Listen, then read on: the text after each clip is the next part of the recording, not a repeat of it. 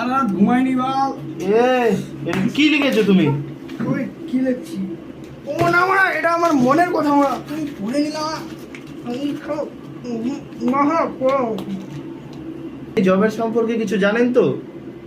মারা জানি তো। এই যে এখানে তো সবকিছু আপনি দেখলেন।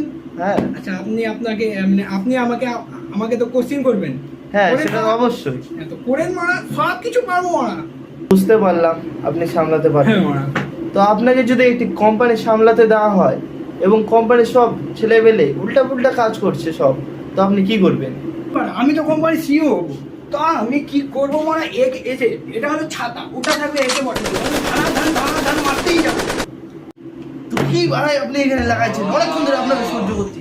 ভাবুন বাড়াই এখান থেকে। কি কি করে